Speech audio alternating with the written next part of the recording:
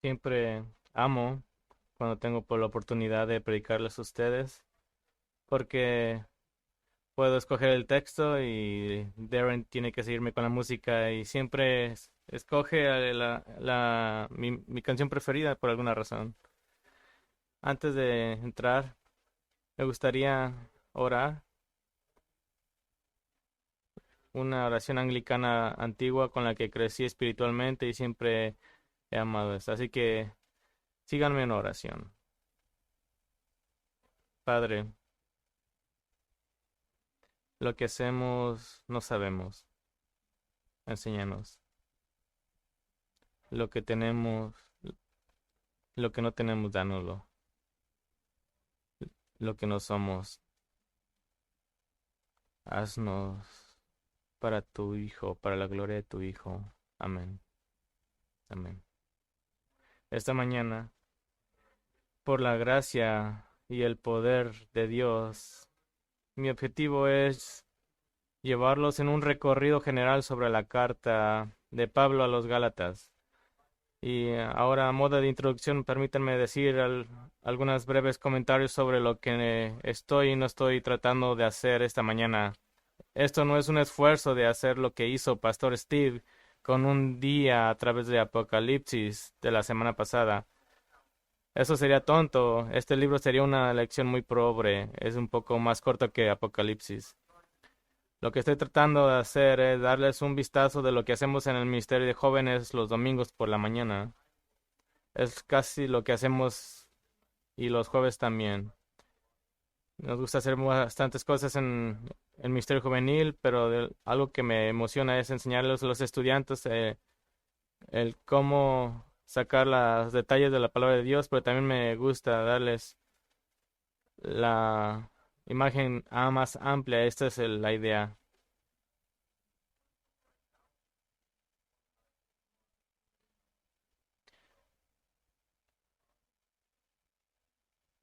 Y como para introducir,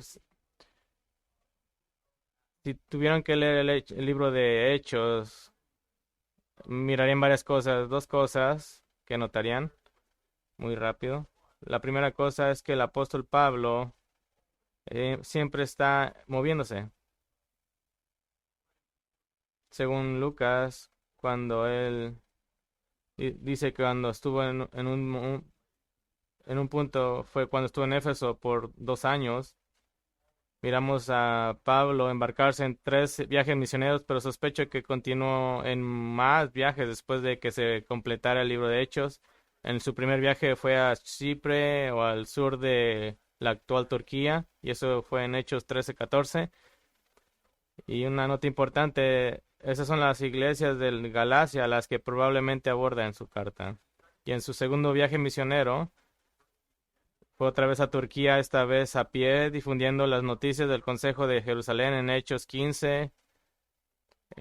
Fue también a la Europa moderna, como a Macedonia, Acaya, Grecia, y de regreso a Efeso, Turquía. Y eso pasa en Hechos 16-18. Y en su tercer viaje misionero viaja a través de todas estas áreas anteriormente mencionadas de nuevo, antes de apresurarse a regresar a Jerusalén a tiempo para ser arrestado.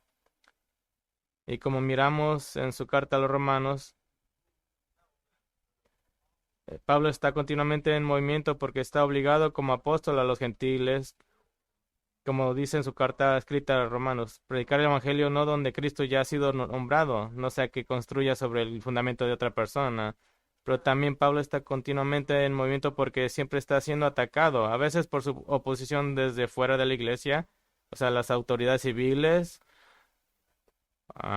Otras fuentes parecían agitar el problema, pero la mayoría de las veces venía de los judíos celosos que trataban de detener el Evangelio de Cristo Jesús. Y otras veces, esos solamente son los ataques que recibían de fuera de la iglesia, pero otras veces, si lees el tono de Hechos 20, un peligro mucho mayor era la hostilidad que viene del interior de la iglesia. Una de esas facciones que perseguía constantemente a Pablo era la del grupo de la circuncisión, o también llamada la secta de los fariseos, que aparecían venir de la iglesia de Jerusalén y eran conocidos como judaizantes. Estaban constantemente persiguiendo a Pablo. Y miramos en Hechos 14 del 24 al 15:1. Este es a la final de la carta de Pablo. Dice, pasaron por Pisidia y llegaron a Panfilia. Después de predicar la palabra en Perga, descendieron a Atalia.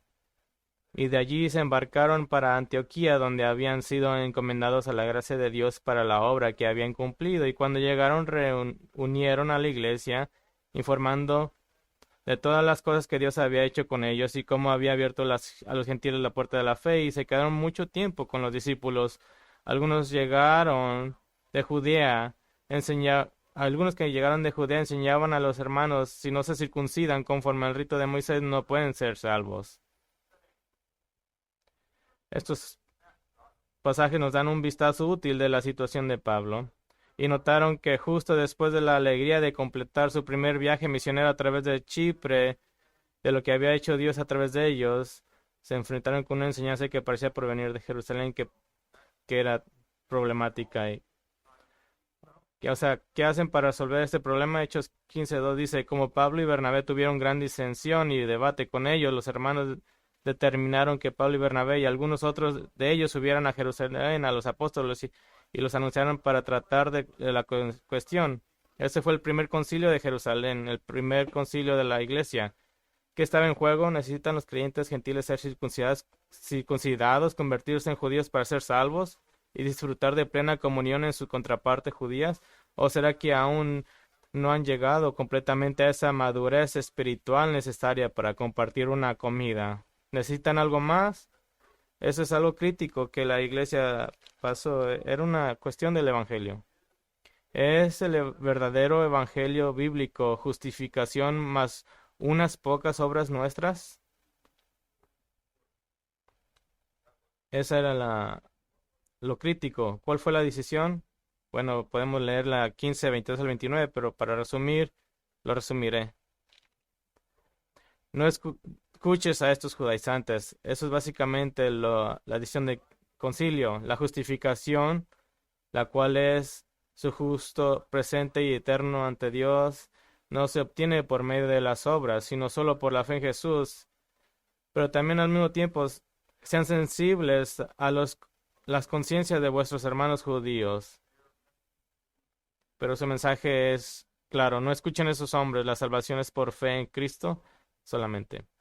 Y aquí es donde entra la primera de las cartas de Pablo a los Gálatas, y es por supuesto la primera que escribió Pablo. Creo que Pablo escribió esta carta acerca de la época de Hechos 15, que contiene problemas personales y ubicaciones paralelas. Pero ahora quiero que tengan en cuenta la palabra clave que enfatiza allí, cerca. Probablemente tomaré una postura distinta a la de algunos hombres a los que respeto mucho según el lugar donde coloqué esta carta. El tema clave para las citas. ¿Crees que Pablo está describiendo Hechos 15 en Gálatas 2? Esto es lo que tienes que decidir para saber lo que está pasando. Y francamente no estoy convencido de que lo esté haciendo. Y honestamente no quiero tomar mucho tiempo aquí, pero quiero decir esto. No puedo ver cómo es que Pablo escribió esta carta después del concilio de Jerusalén y no mencionarla más explícitamente a los Galatas. Claro, podría estar haciendo eso en Galatas 2, pero siento que lo habría sido en un tono más explícito. Quiero decir, si yo fuera Pablo, esto es lo que diría. Y no soy Pablo, así que toman. Diría, Gálatas, ustedes idiotas. Ya habíamos hablado de esto, todos los apóstoles, todos los ancianos, ya nos habíamos juntado y habíamos estado de acuerdo. No escuchen a los judaizantes. La circuncisión más las obras no va bien. Pero los hombres buenos y piadosos no siempre están de acuerdo. Esa sí que es mi opinión. Pero ya fue suficiente tiempo para introducir la introducción, así que vayamos a Gálatas. Abran sus Biblias a Gálatas. Simplemente para decirles esto, esta es una de las cartas con más emociones de Pablo. Parece que escrita con urgencia y prisa, con pasión. Ahora, esto no es una impresión teológica o una rabia pecaminosa, sino una preocupación rápida. Pablo no está esperando para ver si esto pasa de moda. Esto es peligroso de lo que están jugando ellos. Pablo no puede esperar para que haya un concilio. Tiene que hablar de esto en la carta de los Gálatas ahora. Es probablemente por lo que miramos escrito en Hechos 14:15 en el espacio en blanco que dice no permanecieron poco tiempo con los discípulos. Ahora, en contraste, ¿recuerdan cómo Pablo empieza su carta a los Corintios? La gran iglesia de esos Corintios, pero tenían problemas. Tenían problemas muy serios, por ejemplo, en desunión, orgullo, inmoral sexual, tolerancia en la iglesia, confusión matrimonial, comportamiento egocéntrico en las reuniones de la iglesia, estaban confundidos sobre los dones espirituales, malentendían sobre la doctrina de la resurrección. Pablo tenía mucho que corregir en esa iglesia de Corintios. Pero ¿cómo comienza Pablo esta carta a los Corintios? Comienza con acción de gracias a Dios por su obra en ellos.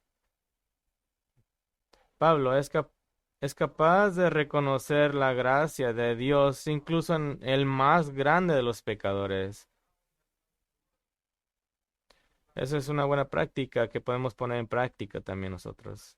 En reconocer la gracia de Dios incluso entre los más grandes pecadores entre nosotros. Es como le habla a los Corintios. Pero, ¿cómo comienza su carta a los Gálatas? Con mensajes de advertencia y corrección de principio a fin. No le da un momento de paz, los bombardea con doctrina y verdad. Desde principio a fin, solo tenemos tiempo para mirar unos pocos del principio y otros al final de su carta. Gálatas 1:6-9 dice esto: Me maravillo de que tan pronto ustedes hayan abandonado a aquel que los llamó por la gracia de Cristo para seguir a un evangelio diferente, que en realidad no es otro evangelio, sino que hay algunos de los que los perturban a ustedes y quieren pervertir el evangelio de Cristo, pero si a nosotros o un ángel del cielo les anunciara otro evangelio contrario al que los hemos anunciado, sea anatema. Como hemos dicho antes, también repito ahora, si alguien les anuncia un evangelio contrario al que recibieron, sea anatema.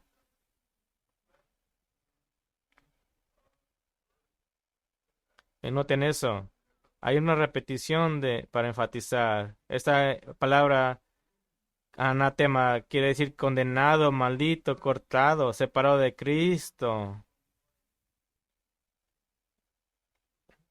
Esto es malo. Y noten al final de Gálatas, en el capítulo 6 del 11 al 15, Pablo dice: Miren con qué letras tan grandes les escribo de mi propia mano. Los que desean agradar a la carne tratan de obligarlos a que se circunciden, simplemente para no ser perseguidos a causa de la cruz de Cristo. Porque ni aun los mismos que son circuncidados guardan la ley, pero ellos desean hacerlo circuncidar para gloriarse en la carne de ustedes. Pablo es fuerte, y esta es una carta de alta tensión de principio a fin. Ahora, una pregunta. ¿Por qué Pablo está siendo tan fuerte en esta carta? Algunos, algunas personas están predicando un evangelio diferente, según el versículo 6. Probablemente gente de fuera de la iglesia de Galacia. Y miramos a Pablo, que asume que son similares a los oponentes con los que se combatió en Gálatas 2. Están presionando a los Gálatas para que acepten la circuncisión y simplemente para que sepan ustedes La circuncisión es un paso, el principal para ser judío. En 6:12 están tratando ah, de escapar la persecución.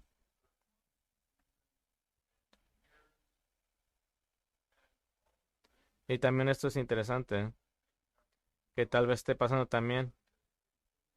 Estas personas, tal vez estaban corrigiendo el evangelio de Pablo. Estas personas que llegaron a esa iglesia están acusando a Pablo de suavizar el evangelio para complacer a los gentiles. Están acusando a Pablo de muchas cosas malas. No, al no predicar el evangelio completo. Pero para exponer y comprender realmente la naturaleza seria de la pasión de Pablo, aquí necesitamos tener una idea y comprender la carta en sí. Y es lo que quiero hacer esta mañana. La carta a a los Gálatas es un argumento apretado, progresista, lógico, escrito para poner una daga en cualquier otro evangelio que no sea el de Pablo.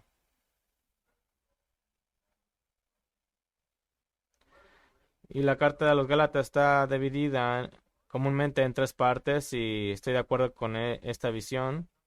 Capítulo del 1 al 2 miramos la defensa autobiográfica de Pablo.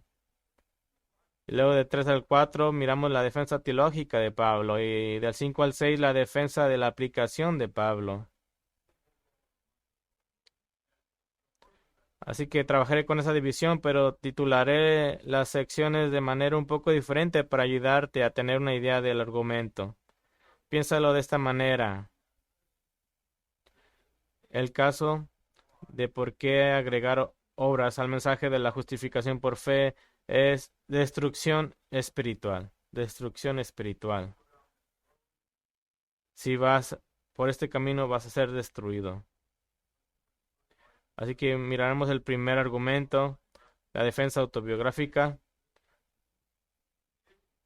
Si tú te alejas del Evangelio de Pablo, te estás apartando de Cristo. Si te apartas del Evangelio de Pablo, te apartas de Cristo. Sí,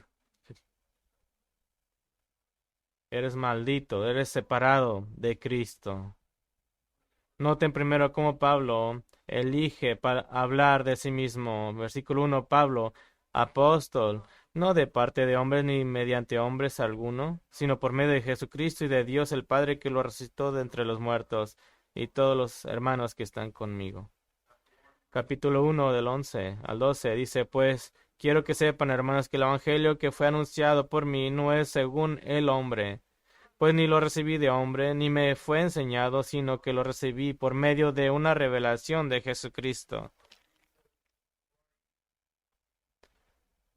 No es uno, no según el hombre. Pablo no solo decidió un día convertirse en apóstol y proclamar a Cristo. Él fue elegido por Cristo como su instrumento escogido para proclamar el mismo evangelio a los gentiles.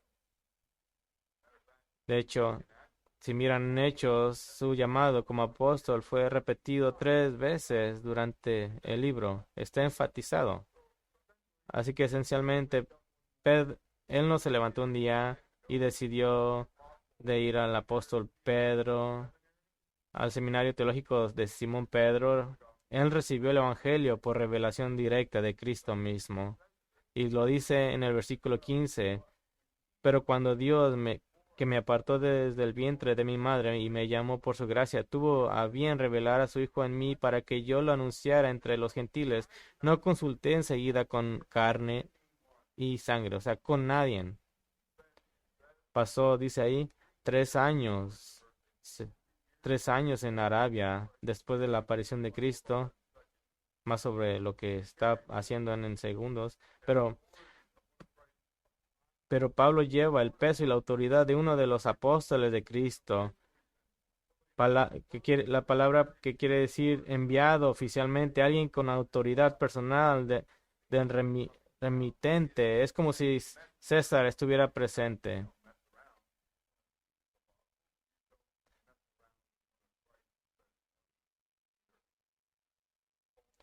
Pablo se miraba a sí mismo como el apóstol de Cristo, llamado a los gentiles.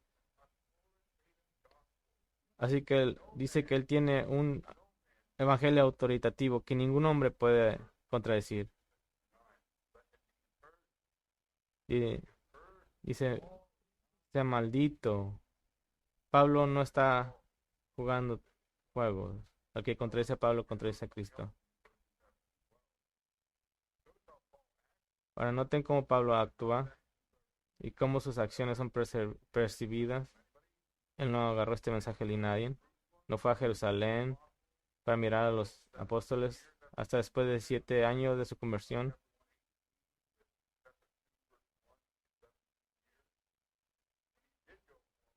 Y cuando fue reconocido como alguien que tenía el mismo llamado apostólico como Pedro y todos los demás.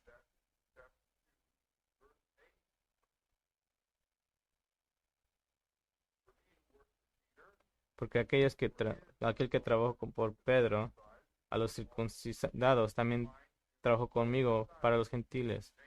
Y cuando Santiago y Juan, que eran pilares, percibieron la gracia que se me había dado, ellos me dieron la mano a Barnabás y a mí para que fuéramos a los gentiles y ellos a los circuncidados. Ellos reconocieron que Pablo,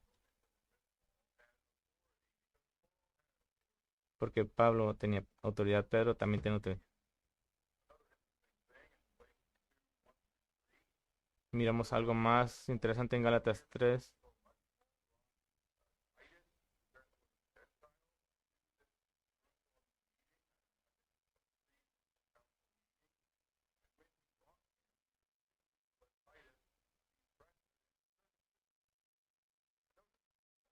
Noten que cuando llevó a Tito no lo presionó para que se circuncidara. También miramos que los apóstoles también reconocieron su mismo estatus con el de apóstol. Y también algo más,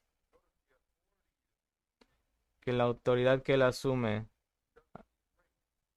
él no se encoge de nadie de la verdad del Evangelio, aun si uno de esos hombres era un apóstol.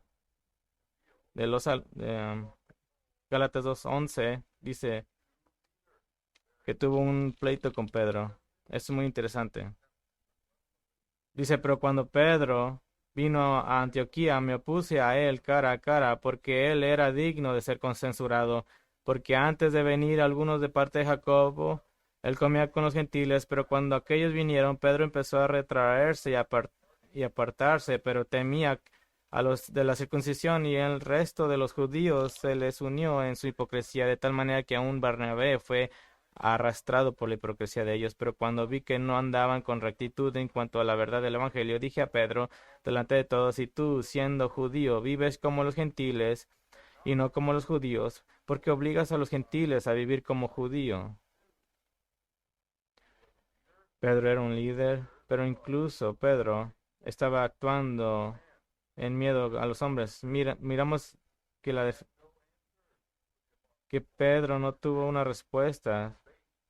Las acciones de Pedro muestran la teología equivocada que decía, ustedes gentiles aún no están completamente allí, no son tan correctos y puros ante Dios como tus contrapartes judías. Solo necesitas convertirte en un poco más judío.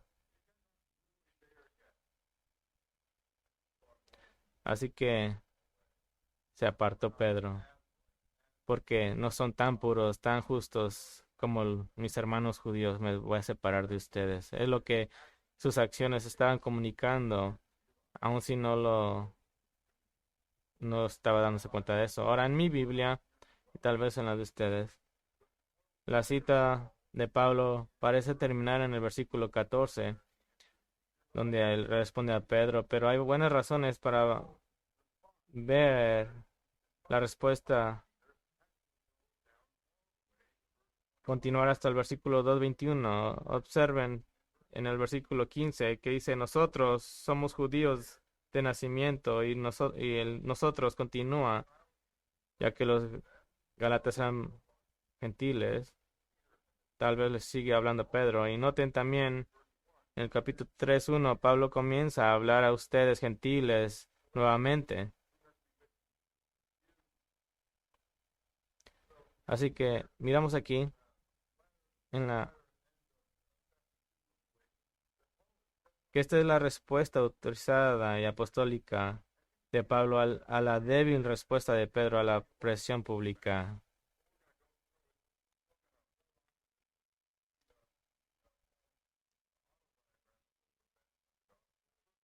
Ahora note lo que Pablo tiene que decir a Pedro en esta sección, a- en el versículo 2:15 al 16. Dice, nosotros somos judíos de nacimiento y no pecadores de entre los gentiles. Sin embargo, sabiendo que el hombre no es justificado por las obras de la ley, sino mediante la fe en Cristo Jesús, también nosotros hemos creído en Cristo Jesús para que seamos justificados por la fe en Cristo y no por las obras de la ley, puesto que por las obras de la ley nadie será justificado. Si me preguntas, esto se parece mucho a lo que Pedro tuvo que decir al concilio de Jerusalén. En Hechos 15, 10 al 11, dice, ahora pues, porque tientan a Dios poniendo sobre el cuello de los discípulos un yugo que ni nuestros padres ni nosotros hemos podido llevar. Creemos más bien que somos salvos por la gracia del Señor Jesús de la misma manera que ellos también lo son.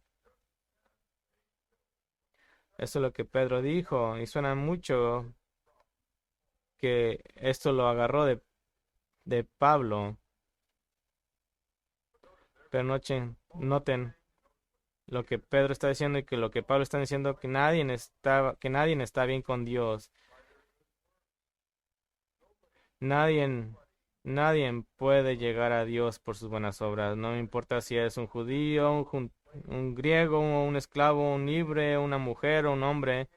No puedes llegar a Dios y encontrar justificación por las obras. Esto es lo que Pablo está diciendo. Esto es lo que Pedro está diciendo. De hecho, escuchen la declaración de Pedro nuevamente al tratar de buscar una justicia ante Dios. De esta manera, dice que es un yugo alrededor del cuello que nadie puede soportar. Y si somos honestos, nosotros tampoco hemos podido soportarlo. Capítulo 2:16 es de importancia crítica para el mensaje del Evangelio.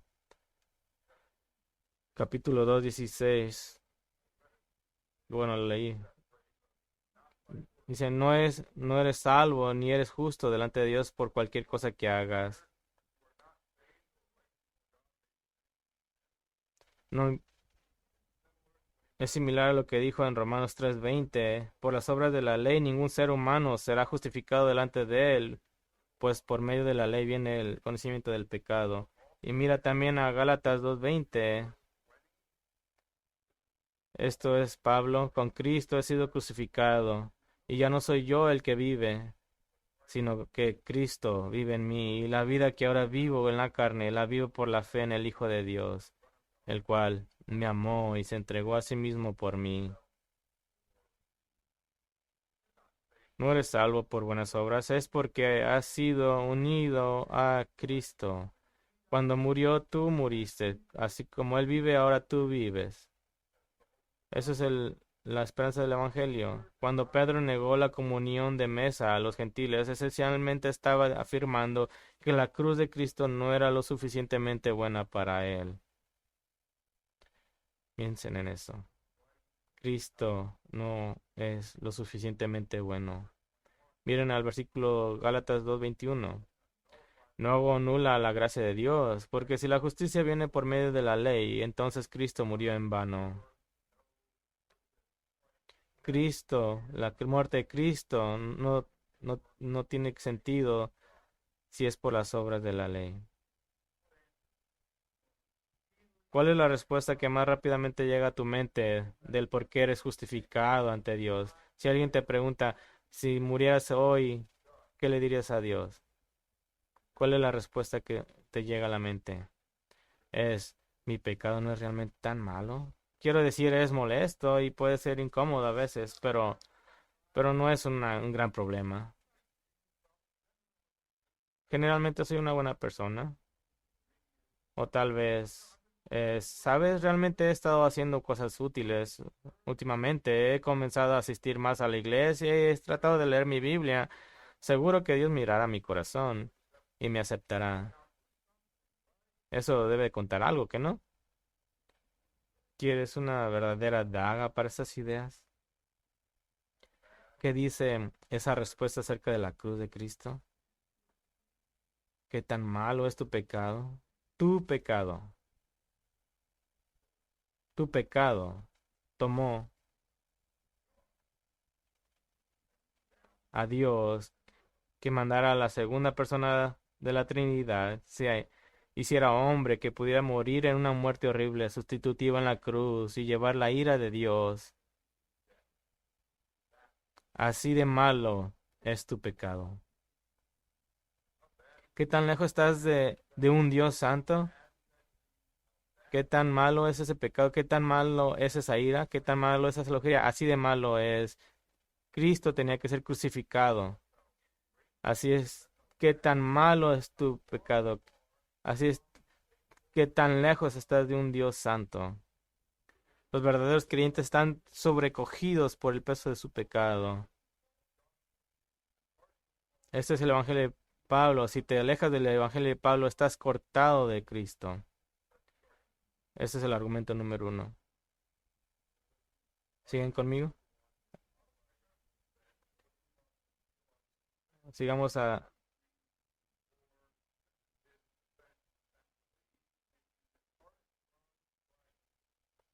Vamos a al siguiente. Ese es también el argumento número uno, la defensa autobiográfica de Pablo.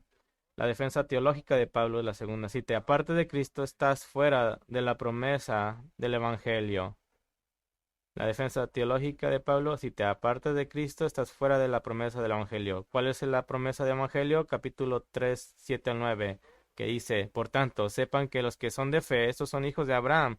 La escritura proviendo que Dios justificaría a los gentiles por la fe, anunció de antemano las buenas nuevas a Abraham, diciendo, en ti serán benditas todas las naciones, así que los que son de la fe son bendecidos con Abraham, el creyente. La promesa de la afiliación es convertirse en hijos de Abraham en la fe y por la fe. ¿Qué hace que esta fe, la promesa, sea tan grande? Eres justificado, dice, ante Dios, aparte de las obras de la ley. Justificado quiere decir que has recibido la declaración legal, completa y final de Dios de tu estado espiritual. Es como si te estuviera haciendo saber su juicio final desde ahora. Se te ha atribuido la justicia de Cristo, no la tuya. Esa es la misma promesa de fe que Abraham tenía. Lo miramos en el versículo 3:17 de Gálatas, que dice, lo que digo es esto, la ley que vino 430 años más tarde no invalida un pacto ratificado anteriormente por Dios. También miramos que la ley vino después de la fe de Abraham. A propósito, estaba destinado a mostrar que, como nos recuerda nuevamente Romanos 3:20, que dice que por las obras de la ley ningún ser humano será justificado ante sus ojos. Y 3:10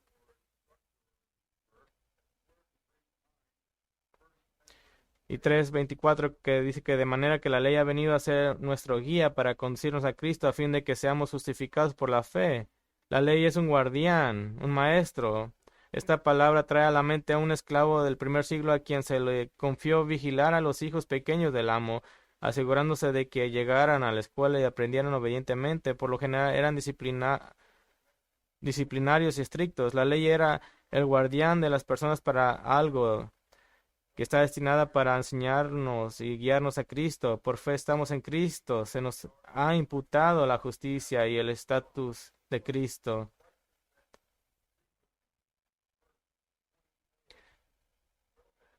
Gálatas 3:24 dice, de manera que la ley ha venido a ser nuestro guía para conducirnos a Cristo a fin de que seamos justificados por la fe, pero ahora que ha venido la fe ya no estamos bajo el guía, pues todos ustedes son hijos de Dios mediante la fe en Cristo Jesús, porque todos los que fueron bautizados en Cristo, de Cristo se han revestido.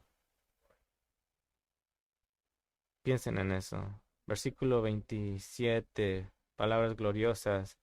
Fueron bautizados en Cristo. De Cristo están revestidos. Todo el que cree por fe en el Evangelio de Jesucristo es visto como Cristo delante de Dios.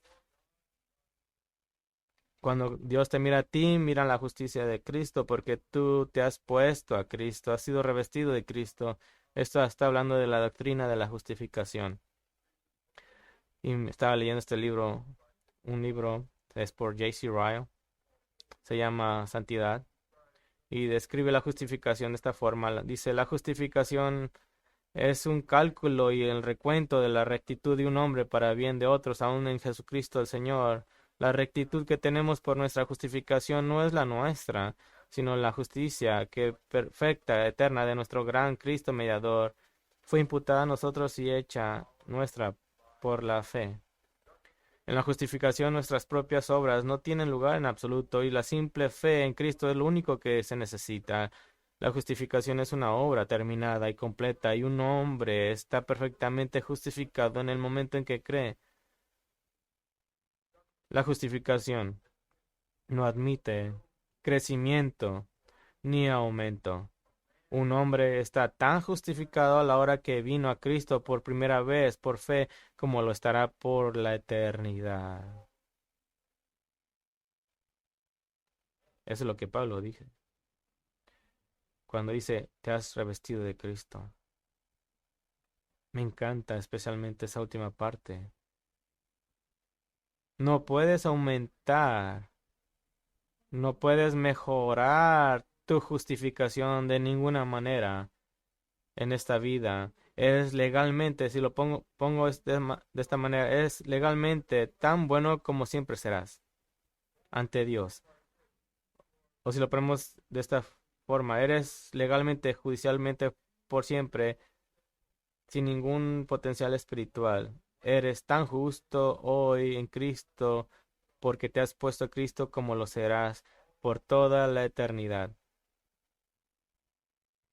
Así que puedes orar con tanta audacia y confianza como lo harás mil años de ahora, porque tú te has puesto a Cristo. Como dice en el versículo 28, no hay judío ni griego, no hay esclavo ni libre, no hay hombre ni mujer, porque todos son uno en Cristo Jesús. Y si ustedes son de Cristo, entonces son descendientes de Abraham, herederos según la promesa. Alabado sea el Señor. Qué gloriosas noticias son esas. No sé de ustedes, pero esas son buenas noticias para pecadores. Pero Pablo aún no ha terminado. Y sabes que no ha terminado porque puedes contar. Tienes más, 3 capítulos más. ¿Cómo se puede poner mejor que esto? Y aquí es donde se pone aún mejor.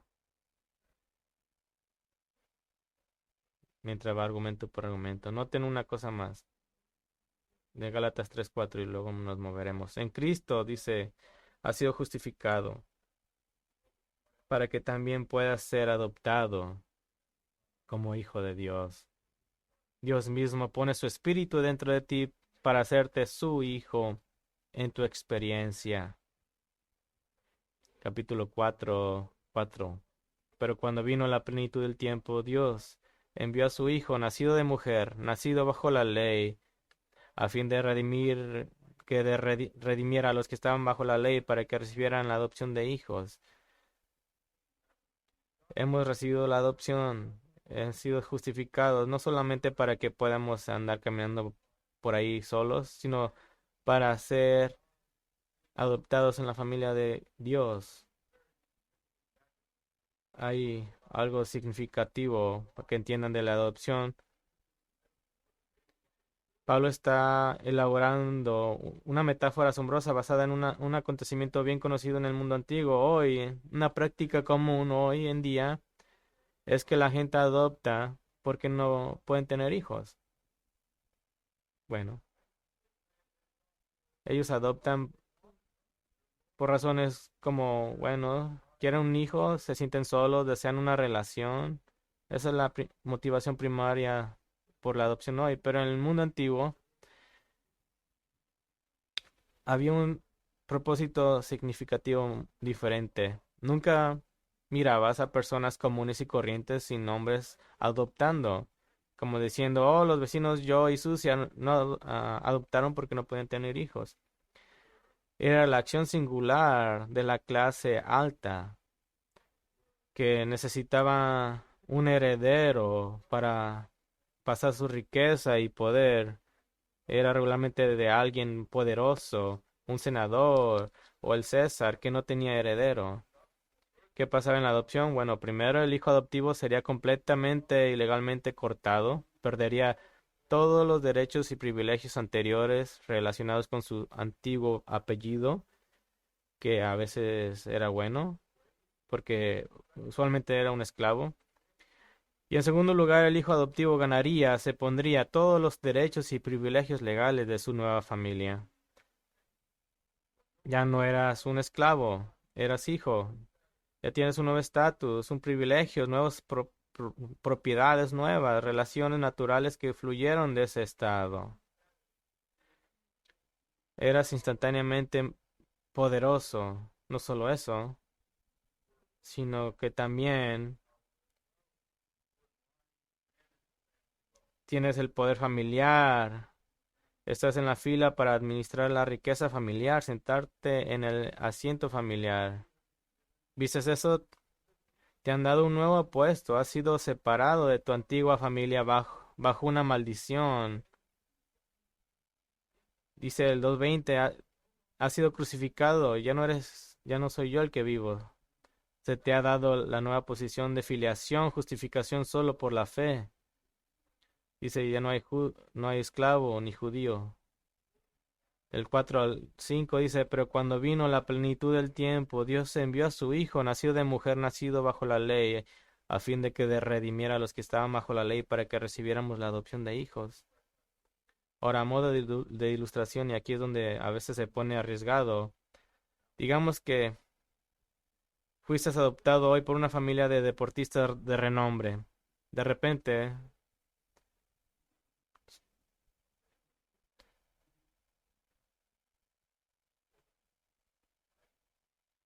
así que de repente tu apellido es Turner o James o Curry o algo más significativo para nosotros, Carr, no Carl, sino Carr. Tengo que clarificar. Toda tu vida cambiaría dramáticamente, ¿no? Tendría riqueza repentina, fama repentina, tendrías un nombre que te abriría todos muchos lugares, nueva confianza en ti, pero probablemente no te convertirías en un mejor atleta naturalmente. Sí, probablemente mejorarías en muchas áreas porque gran parte de es disciplina más tiempo, pero la gente todavía diría, pero él no es un verdadero Carl, no es tan deportista como sus papás. Esa es una imagen de la adopción de Dios en Cristo. Se te ha dado el apellido, tienes riqueza repentina, nombre repentino, tienes riqueza repentina, acceso al Padre, pero eres débil. Pero, miren esto, miren lo que Pablo dice. Dice que, dice cuando te pusiste a Cristo, también se te ha dado el espíritu de adopción. El nuevo espíritu de adopción te da poder en tu vida para convertirte como Cristo. Versículo 6 dice, y porque ustedes son hijos, Dios ha enviado el espíritu de su Hijo a nuestros corazones, clamando, Abba, Padre. Así que ya no son esclavos, sino hijos, y si hijos, también herederos a través de Cristo, a través de Dios. Dios ha puesto su espíritu en ti para empoderarte, para caminar en santificación en tu vida. Esta es la promesa del Evangelio. Es como ir a esa familia y de alguna manera poder injertarte el ADN de la familia. Pero en la adopción espiritual, a través de la justificación por la fe, solamente recibes el Espíritu de Dios, el Espíritu de santificación. Esta, todo esto se pierde si te alejas del Evangelio de Pablo. En otras palabras, está diciendo Gálatas, si ustedes arruinan este evangelio, mi evangelio, no solamente arruinan la justificación, también arruinan la justificación, la santificación, porque todo es un solo evangelio. De hecho, vayan a Gálatas 5:2, dice, miren, yo Pablo les digo que si se dejan circuncidar, Cristo de nada les aprovecha. Otra vez testifico a todo hombre que se circuncida, que está obligado a cumplir toda la ley. De Cristo se han separado. Ustedes que procuran ser justificados por la ley de la gracia han caído. Esto es la defensa autobiográfica de Pablo. Y la tercera es la defensa práctica.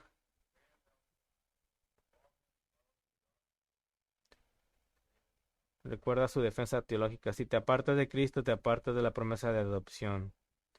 Y el tercer y último argumento es defensa de práctica. Si te mantienes fuera de la promesa del Evangelio, estás fuera del poder para cumplir la ley. Si te mantienes fuera de la promesa del Evangelio, estás fuera del poder para cumplir la ley. No es que la ley sea algo malo, que Pablo esté diciendo que es algo malo. La ley debía ser una imagen de una relación apropiada con Dios, pero nunca fue el medio por el cual tenemos una relación con Dios. Estaba destinada a mostrarnos el pecado para que confiáramos en la promesa del sacrificio por el pecado de Dios por fe. Pablo no está tratando de deshacerse de la ley, no está buscando la anarquía, él está argumentando la única manera de cumplir verdaderamente la ley. Eh, lo miramos en 5:5 al 6, que dice que por el Espíritu, en Cristo Jesús, ni los circuncidados ni la circuncisión cuenta, sino la fe. Capítulo 14, que dice, porque toda la ley se cumple en un mandamiento, amarás a tu prójimo como a ti mismo, y en la 6:2 dice, carguen las cargas de unos a otros y así cumple la ley. En cierto sentido, en Cristo y por la ley, solo eres capaz de cumplir la ley.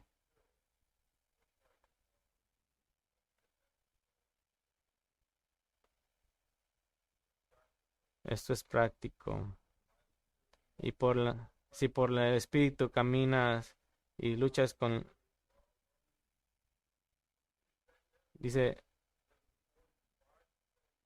dice, sin Cristo, sin resurrección espiritual. Versículos 16, dice, digo pues, anden por el Espíritu y no cumplirán el deseo de la carne. Eh, los únicos deseos que tienes en la carne son de la carne. Porque aquí dice, pues anden por el Espíritu y no cumplirán los deseos de la carne, porque el deseo de la carne es contra el Espíritu y el del Espíritu es contra la carne. Aun cuando tú piensas que son tus mejores deseos, dice Pablo, sin Cristo, sin recursos espirituales, sin Cristo, sin libertad.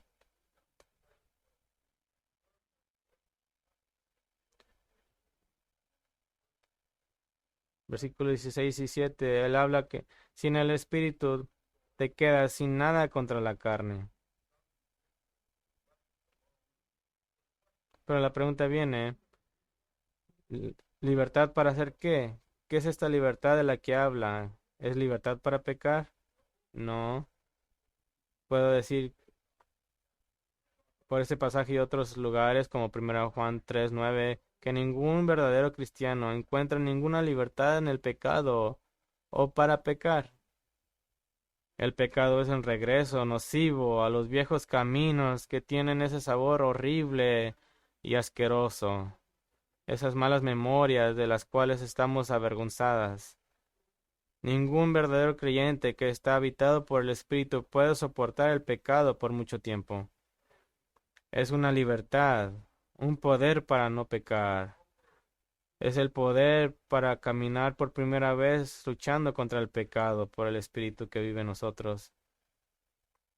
He tenido muchas conversaciones excelentes con padres que discuten los estados espirituales de sus hijos y todos queremos ver fruto, pero una de las mejores evaluaciones que he escuchado y que me han quedado grabadas sobre cierto estudiante es esta. Antes ellos pecaban y eso causaba un gran desastre en su mundo, pero ahora cuando ellos pecan, realmente puedes mirar que les molesta porque es un pecado, es una carga, los frustra, l- les causa el orar a Dios por ayuda. Ese es un creyente. Déjame decirte esto, un incrédulo, ten cuidado. Ponerte en Cristo es entrar en una guerra santa, en una pelea feroz, pero es una buena pelea. Es una buena pelea. Es una pelea por libertad. Ese es el Evangelio de Pablo. Está rogándote que no rechaces este Evangelio. No regreses a la justificación más algunas buenas obras para tener justicia ante Dios.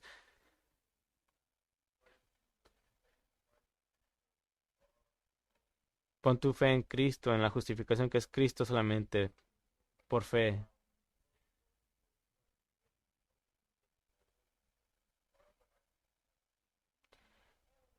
Leí esta cita en el libro de Ryle antes. Me encanta esa cita. Vale la pena el precio del libro, pero no lo leí todo.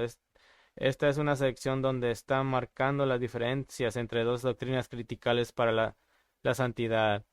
Y quiero leer esto. J.C. Ryle dice esto. Tiene esto que decía acerca de las diferencias entre justificación y santificación en su libro sobre la santidad. Dice, la justificación es el cálculo y el contento de un hombre para ser justo por el bien de otro, incluso de Jesucristo el Señor. Dice, la justicia que tenemos por nuestra justificación no es la nuestra, sino la justicia perfecta, eterna de nuestro gran Cristo mediador, imputada a nosotros y hecha nuestra por la fe. La justicia que tenemos a causa de la santificación es nuestra propia justicia impartida, inherente y forjada en nosotros por el Espíritu Santo, pero mezclada con mucha enfermedad e imperfección. En la justificación nuestras propias obras no tienen lugar en absoluto, y la simple fe en Cristo es lo único necesario. Pero en la santificación nuestras propias obras son de gran importancia, y Dios nos pide que luchemos y vigilemos y oremos y nos esforcemos y nos dolamos y trabajemos. La justificación es una obra terminada y completa, y un hombre está perfectamente justificado en el momento en el que cree. Pero la santificación es una obra imperfecta comparada a esta, y nunca será perfectamente perfeccionada hasta que lleguemos al cielo. La justificación no admite crecimiento ni aumento. Un hombre está tan justificado a la hora que viene a Cristo por primera vez por fe como la estará por toda la eternidad. Pero la santificación es eminentemente una obra progresiva y admite un crecimiento y una amplificación continua mientras vive un hombre. La justificación tiene una referencia especial a nuestras personas, nuestra posición ante los ojos de Dios y nuestra liberación de la culpa. La santificación tiene especial referencia a nuestra naturaleza, a la renovación moral de nuestros corazones. La justificación nos da nuestro título al cielo y la audacia para entrar. La santificación nos da nuestro encuentro con el cielo y nos prepara para disfrutarlo cuando moremos allí. La justificación es el acto de Dios para nosotros y no es fácilmente discernido por otros, pero la santificación es la obra de Dios dentro de nosotros y no puede ser oculto en su manifestación externa ante los ojos de los hombres. Este es el Evangelio de Cristo, es su promesa gratuita y fantástica para todos los que creen. Y cuando te apartas de las palabras de Dios, revelada a través de sus apóstoles, te desvías de los rieles, ya sea hacia el legalismo y su esclavitud, hacia el antinomianismo y su esclavitud. Y es en ambos lados hay esclavitud. Solo por la fe en Cristo hay libertad plena y fantástica. He sido crucificado. Ya no soy yo el que vive, sino Cristo vive en mí. Y la vida que ahora la vivo en la carne. La vivo por la fe en el Hijo de Dios. Señor, qué gloriosas noticias,